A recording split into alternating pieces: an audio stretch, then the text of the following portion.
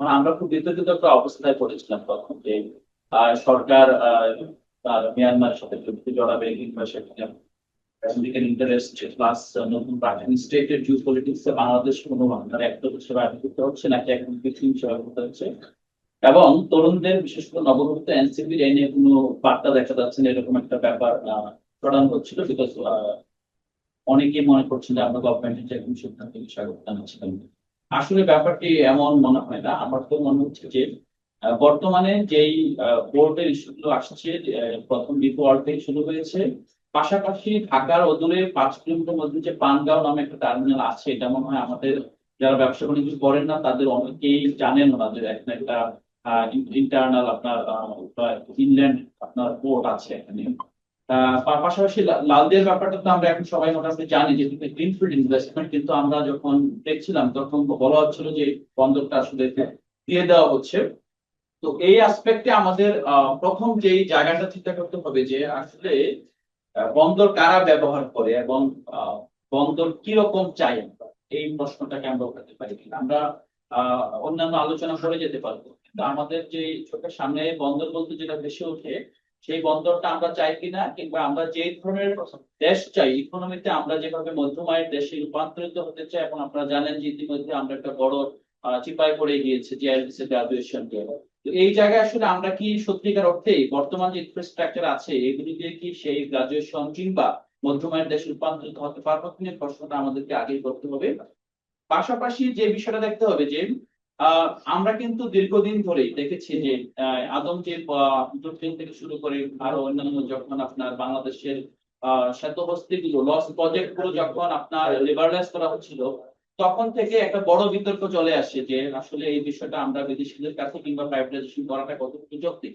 কিন্তু একটা বিষয় বুঝতে হবে যে আমাদের যে রকম এখন রেভিনিউ মোবিলাইজেশন, পাশাপাশি আমাদের পুরো অর্থনীতির যে ব্যাকবোন, আমরা কিন্তু বারবার বলছি যে export and remittance. Export and remittance কিন্তু দুইটাই আসলে বিদেশ নির্ভর, দুইটাই আসলে গ্লোবাল ইকোনমির সাথে কানেক্টেড। কিন্তু আমরা যখন খুব কমন লজিক গুলো দেই মনে হচ্ছে আমরা একটা ক্লোজড ইকোনমি, আসলে তো আমরা ক্লোজড ইকোনমি না। আপনারা জানেন না, যখন ডিপি ওয়ার্ল্ড এর সাথে আমাদের এই টানাপোড়েন চলছে, তখন কিন্তু ইতিমধ্যে ইউ এর সাথে আমাদের যে শ্রমবাজার, ইউএ তে আমাদের যে ব্যবসা, বাংলাদেশের অনেক বড় ব্যবসায়ী ইউএ তে ব্যবসা করছেন, ইউএ কে কেন্দ্র করে তারা অন্যান্য দেশে ব্যবসা করছেন, তারা কিন্তু এখন বিভিন্ন ধরনের জটিলতায় এখন ভুগছেন। এটা একটা বড় কারণ, কিন্তু এটা একটা প্রেশার। আপনি যখন মানে যে কোনো কাউন্টার পার্টের বিজনেস এখানে লিমিট করার চেষ্টা করবে, পাশাপাশি দে হ্যাভ দ্য ইনস্ট্রুমেন্ট, তারাও কিন্তু আপনাকে লিমিট করার চেষ্টা করবে।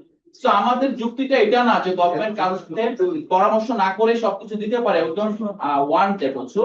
কিন্তু একটা ছোট্ট বিষয় বলি, সেটা কিন্তু কিছুদিন পূর্বেই আমরা একটা ডিপ্লোম্যাটিক একটা প্রোগ্রামে ছিলাম, তো সাইডলাইনে কথা হচ্ছিল যে কেন বিদেশি কোম্পানিগুলো অথবা জি কন্ট্রাক্টের জন্য এই সরকারের এই সময়টাকে বেশি এটার বড় কারণ হলো অনেকে বিশ্বাস করে যে বিগত সরকারের সময়ে সরি বিগত সরকারের সময়ে যেভাবে আপনার কম্পিটিটিভ ওয়েতে বিদেশি কোম্পানিগুলো এখন আসার সুযোগ ছিল না, তাদেরকে একটা নির্দিষ্ট সংখ্যক কমিশন, আপনি যদি পদ্মা সেতুতে অর্থায়নে আবু হোসেনের কেলেঙ্কারি থেকে এখন পর্যন্ত আসেন, দেখবেন যে রাজনৈতিক সরকারকে সবসময় কম্পিটিটিভ প্রতিষ্ঠানগুলো অনেক বেশি ভয়ে থাকে যে আসলে আমরা এই পরিমাণ যদি সাঙ্ক কস্ট এখানে প্রবেশ করি, আমরা আসলে ভাইবল ব্যবসা করতে পারবো। আমার মনে হয় এখন এই সরকারকে বেছানোর একটা বড় কারণ হলো যে আমরা এখানে যারা আছে তারাও বিশ্বাস করব। আমার মনে হয় যে এখানে যে সরকারের ইন্টেনশন নেওয়া, দিস অনেস্টি নিয়ে প্রশ্ন খুব বেশি কিন্তু কেউ তুলছে না, তুলছে প্রক্রিয়া নিয়ে। এখন প্রক্রিয়া নিয়ে এটার একটা বড় কারণ হলো যে this government is not political government. তারা জানে না যে পলিটিক্যাল স্টেক হোল্ডার্স এবং পপুলিজম কিভাবে আসলে বিভিন্ন গ্রুপকে আপনার নিয়ন্ত্রণে অথবা ম্যানেজ করে একটা কাজ করতে হয়। তো সেক্ষেত্রে আমাদের পজিশন হলো যে গভর্নমেন্টকে অবশ্যই যতটুকু ট্রান্সপারেন্সি দরকার ততটুকু ট্রান্সপারেন্সি বজায় রাখতে হবে। পাশাপাশি আরেকটা বিষয় আমি বলি, একটা কমন লজিক দেখা সবসময় যে সরকারের গোপনীয়তা, পৃথিবীর প্রতিটা রাষ্ট্র রাষ্ট্র চলে আসলে কন্ট্রাক্ট দিয়ে, আমি সব কন্ট্রাক্ট কখনোই, সরি আমি কোনো জাস্টিফাই করছি না কোনো কন্ট্রাক্টই, বাট যারা বলছেন যে সবকিছু ওপেন করতে হবে, সাপোজ আপনি ডিজিএফ এ কাজ করেন, এনএসএ কাজ করেন, আপনি কি বলবেন তারা ওপেনলি কাজ করবে? আমাদের কিছু ইউটিউবার কিছু আপনার ভাইরাল হওয়ার মতো কিছু ম্যাটেরিয়ালস দেখা যায় সবকিছু ওপেন হতে হবে, এটা সম্ভব না। আপনি রাষ্ট্র সবসময় প্রতিবেশী রাষ্ট্র পাশাপাশি রাষ্ট্রদের কম্পিটিটিভ অবস্থার মধ্যে থাকে, সবসময় তার ব্যবসা। এখন আমি কতটুকু ব্যবসা করব, আমার ব্যবসাটা তো ইন্ডিয়া থেকে আসবে, ভিয়েতনাম থেকে আসবে, আমার তো opportunity is someone's lost opportunity. তো আমরা যখন চিন্তা করব যে আসলে আমরা সবাই মিলে এই জায়গাটায় একমত হতে পারছি কিনা যে this is our state, this is our sovereign state, hour interest matter.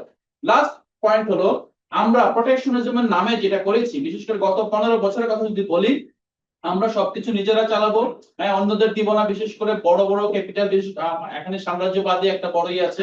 কিন্তু আমরা একটা বিষয় কখনো ভেবে দেখেছি যে গত 15 বছরে যে নিজের দেশের ভিতরে কতগুলো আপনার পার্শ্ববর্তী রাষ্ট্রের প্রতিষ্ঠান কাজ করছে আপনার কমিশন এজেন্ট হিসেবে, অথবা এখানে ডিসগাইজ কাজ করছে, আমরা কিন্তু জানি না।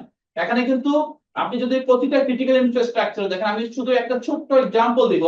পার্বত্য চট্টগ্রামের বর্ডার, আপনার কাঁটাতারের বর্ডারের ভিতরে বাংলাদেশেরও রাস্তা আছে, ভারতেরও রাস্তা আছে।